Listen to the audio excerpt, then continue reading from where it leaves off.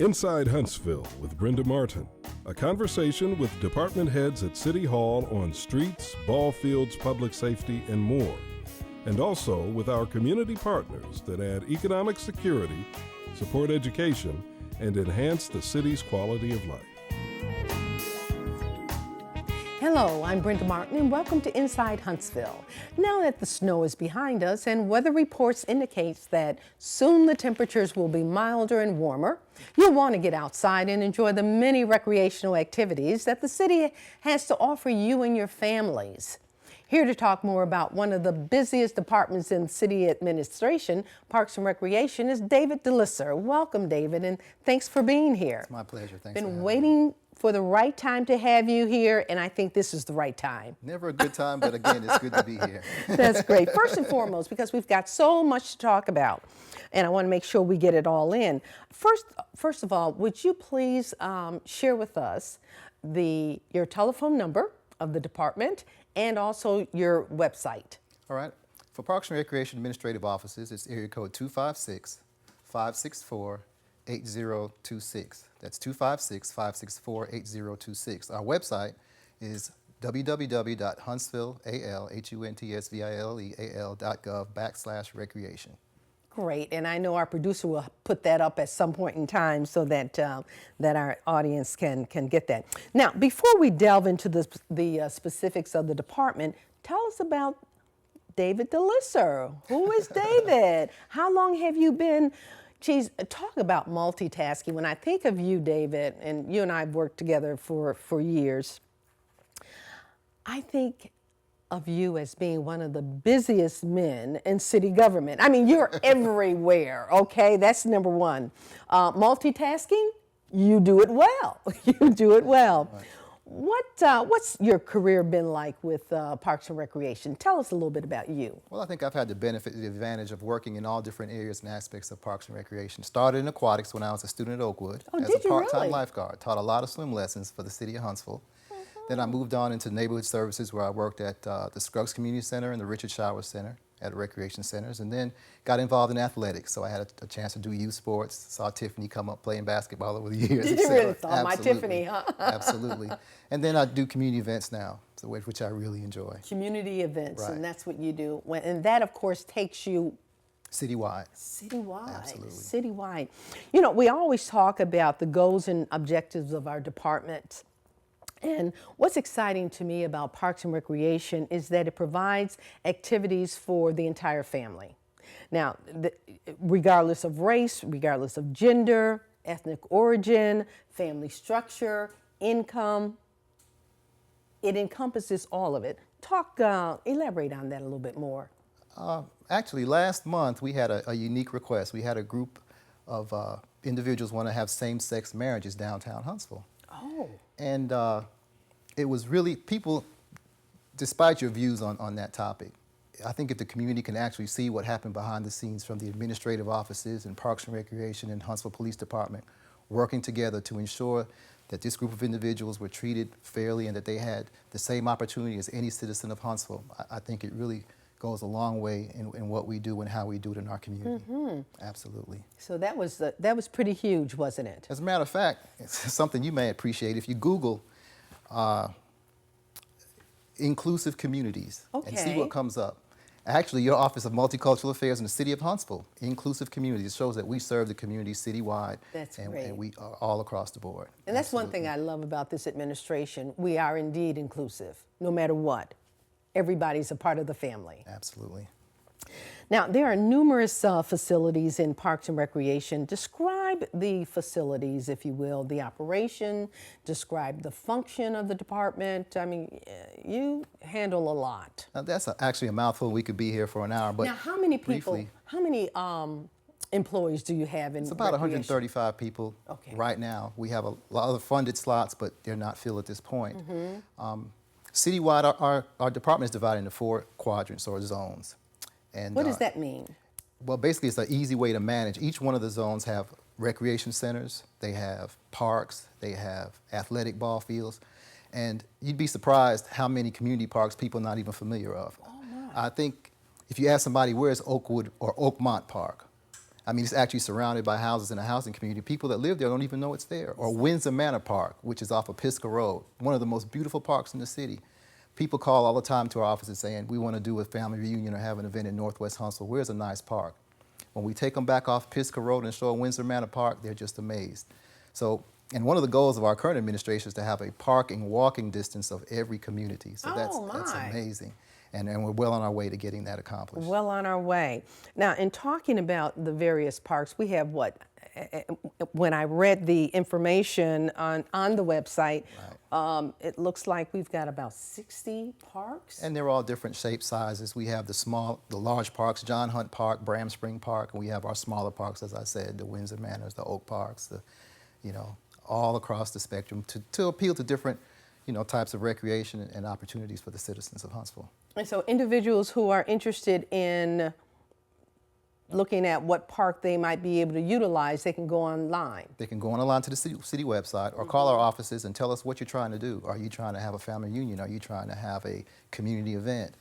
Or are you trying to have a wedding? And we can normally direct you to the right park to best fit your needs and best fit your needs. Absolutely. How many of those kinds of calls do you get daily or weekly? Or daily. Daily. They are daily. And again, it's interesting because, again, we communicate with other departments, and some of them we're not really sure how well we can accommodate. But our departments, particularly our legal department, is very, very good at giving me some guidance and direction.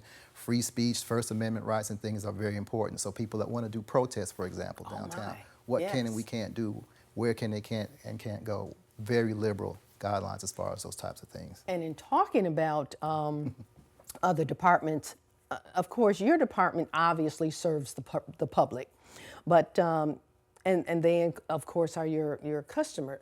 But you have internal customers, external customers, as well as internal customers. Correct. And, you're probably one of the busiest departments in the city, and you serve a lot of the other departments in so many ways. Talk to that. Actually, I think it's the other way around.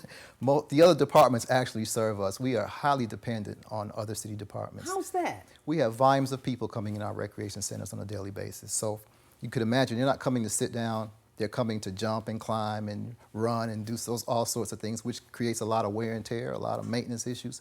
So general service, we generate the most work orders to general services for any department in the city of Huntsville.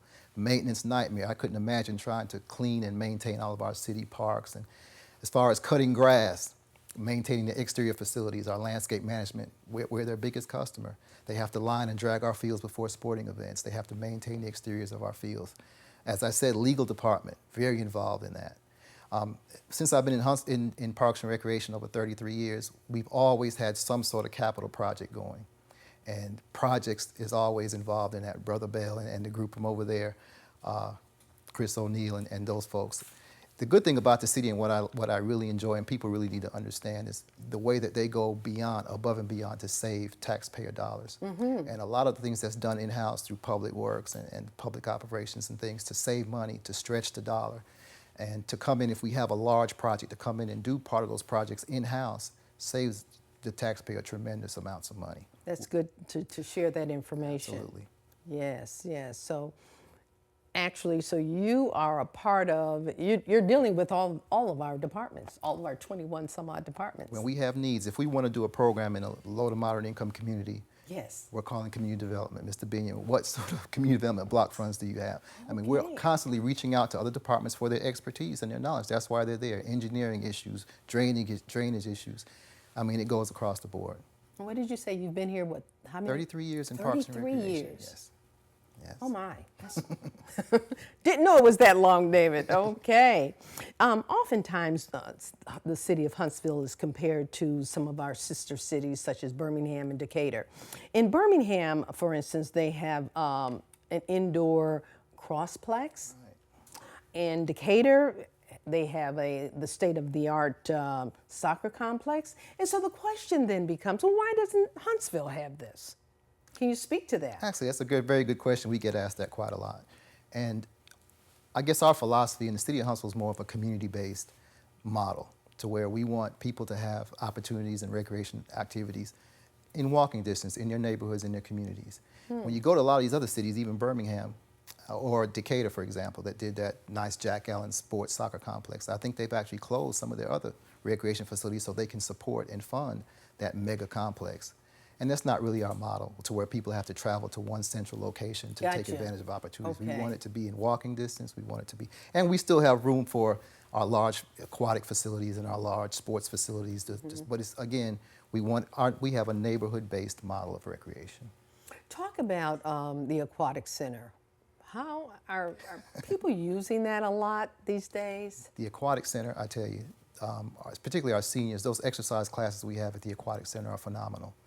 And I know that when we talk about that big project downtown, when they're talking about moving the Holiday Inn and so on, I mean, we couldn't touch that aquatic center until we replace it. It's a very serious issue. Okay. And the mayor is very sensitive. He personally and the administration visited the aquatic center, talked to the residents, and made a commitment to invest in a state-of-the-art aquatics facility. So it's very exciting. Is very, that right? Very exciting for our department. Okay. Well, talk a little bit more about that. Give us a little bit more information on that. Well, there's a lot of capital projects going on right now. As I said, since we've been here, I know from when I was starting in recreation, we talked about John Hunt Park and it being, we even talked about our administrative offices. Back then we were over at Westside in the Butler Terrace housing projects, and we said the big master plan for John Hunt Park was to have a mega complex where we'd have administrative offices and mega gyms and all these sorts of things out there. Well, that plan has changed since then.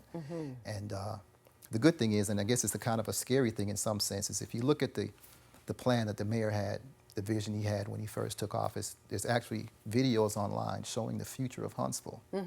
Well, the scary thing is that future is now. I mean, a lot of those things that they were talking about back then, you're talking about the Belk Hudson Lofts, you're talking about Twickenham's Village and all those sorts of things. Those things are here. And they're happening. They're happening. They're happening. And, a lot of the larger projects, like you mentioned, John Hunt Park, for example, we talked about, how much money it will cost to develop it all the way through. Can you wait until you save all that money and get this project developed? Well, how do you eat an elephant one bite at a time? So what's happened is, you'll never get it completed unless you start. So the good news is this past year, we actually partnered with Toyota. Oh. And again, on a relatively small scale for a community work day, Lowe's was out there with us, the Huntsville Track Club was out there with us, and of course all the city departments, which we rely on heavily. And we did a work day. We went out there and started planting trees, and we started, renovating areas of the park, and we took the first step. And it's my understanding there's about $750,000 in the budget this year, $750,000 next year, to make a major impact on that first step, to where we'll be putting in splash pads and sand volleyball courts and all sorts of infrastructure right out there at John Hunt Park. So it's exciting, it's amazing. I'm very much looking forward to that. How about that? So that's going to be pretty big. Oh, there's mega projects. I mean, we have, I'm sure you're aware that we sold Continental League over by UAH. We sold that park, Riggs Field. And the $1 million or so is going to be reinvested into Bram Spring Park. So that's another major project that's going on right as we speak. That's what I was going to ask you a little bit to evaluate or to elaborate a little bit more on Bronze Springs. Sure. Bram Spring Park, I guess over the past, 5 or 6 years ago, was started to had a negative stigmatism. A lot of people really wasn't comfortable going to Bram Spring Park for a lot of reasons. There was homeless and prostitute, all sorts of negative elements that we talked about. Over time, we brought in the anybody can play playground area, which And what is that? That's amazing. And our former department head, Mr. Patterson, I really admired him on a lot of levels. But there's two things with F that he was very good at. One is football, and the other is fundraising. All right. So he was able to put people together, Optimist Club, Kiwanis Club, City of Huntsville Resources, and others to develop that anybody can play playground, and it's amazing. Once they completed the playground area, they actually added the splash pad, which has been tremendous. And I mean, the bather load and the uses of that thing is far surpassed what we ever could have thought. Now, the anybody can play playground means what? It means all-inclusive. Special needs, all the way to able-bodied, can go out there and participate and enjoy that facility. That's so good that special need children can, they have a place where they feel comfortable. Absolutely. Yes, good. Now, we talked about having the fact that we've got 60 local parks that cover about 3,000 acres, if I'm correct. Yes, correct. Handicap accessible. Can you share with our viewers a little bit more about kind of how they can utilize those parks, or? Sure. Again, depending on what you're trying to do, the best thing to do is call our offices and say, Dave, I'd like to do such and such. And then we can give you some guidance on whether or not it's going to be a paid activity, for example, or you're going to be charging admission, to where we probably require you to have a business license, you'd have to have insurance and all things involved in that sort of thing. If it's a free activity, if someone came up to me and said, I want to have a wedding in Big Spring Park, I'm going to ask you how many people are going to be there. Okay. Do you want it to be exclusive just to your wedding party, or do you just want to show up, have your wedding ceremony, and keep it moving? Will you have chairs? Will you have tents? Will you have heaters?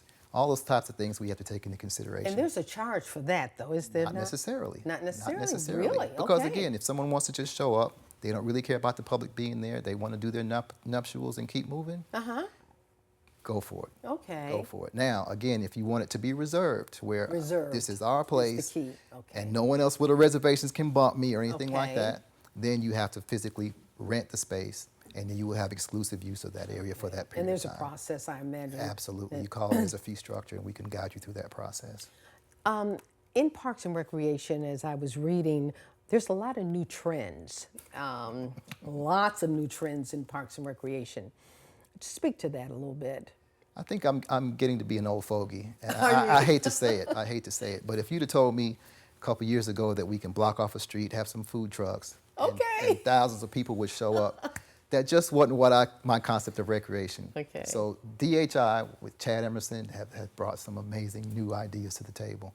I mean, this weekend, for example, they're going to have what's called Lit, where they'll have a light show and music showing downtown on the square against the municipal building, the courthouse. Again, would I think that would attract a lot of people? No. Not necessarily, but hundreds of people showed up. Couldn't control the crowd, couldn't control the litter management. It's amazing. So this year they'll have food trucks involved, they'll have litter taken care of, we'll have restrooms out there, and it'll be a wonderful event for the community. So the trends aren't necessarily what people conceive of Parks and Recreation, of your youth athletics, all of your sports, your football, basketball. It's grown into just community-based, public space, free space, green space, just what people enjoy to do in their leisure time. Yeah, and there's a lot of people bring their families. This is a family activity, and that's one of the things I like Exactly. about some of the things that you guys are doing. That's right. So again, when you have limited resources, we have to go back and reassess. Do we want to put all of our time, money, and energy into athletics, or do we want to put it into aquatics? Okay. We need to follow the trends and see what people want. Okay. And then we reassign or realign our resources, whether it be financial resources and personnel, to try to accomplish those needs. There's a lot of non-traditional sports coming to town now.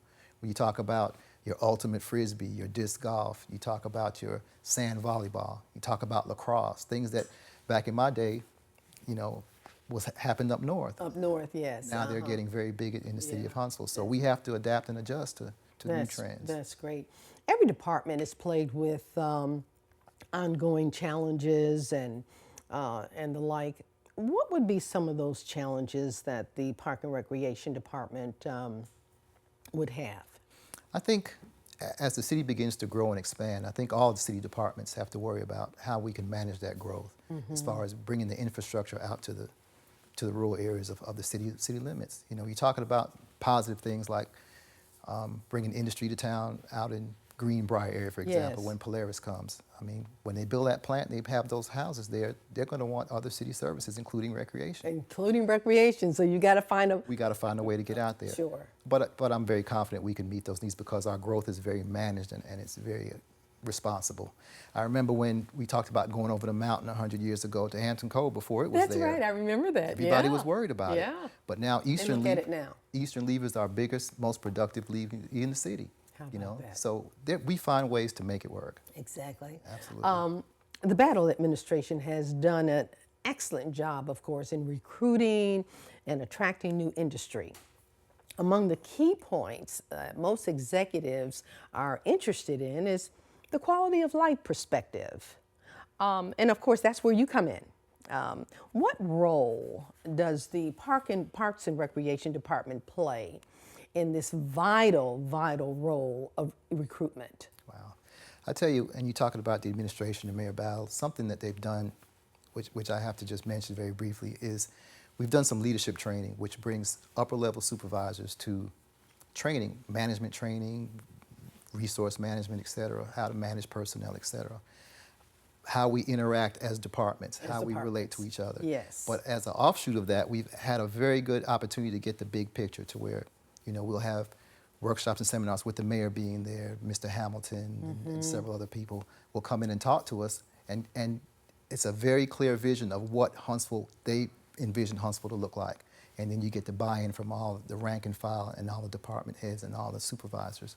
So we know what's wanted, we know what direction they're going in. And then it's up to us to meet those objectives. And they set the bar very, very high. I mean, when you look at the videos and you look at all the presentations and things, the quality of life, we are trying to attract the cream of the crop. We want people that can go and work anywhere. We want industry that can go and set up anywhere. But what do we have here in Huntsville that's special that they can't get anywhere else?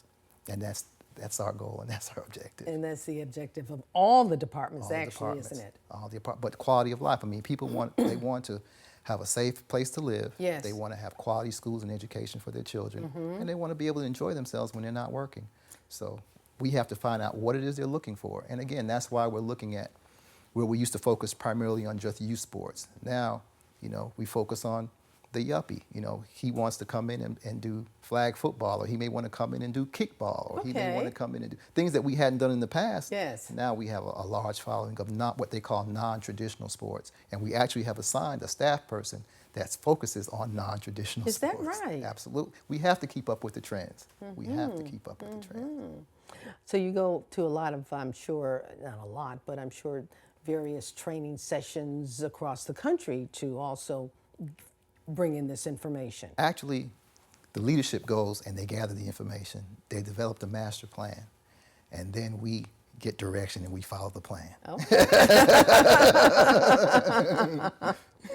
Okay, well, we talked a lot about, you've already talked a lot about John Hunt Park and the major projects in the capital plan.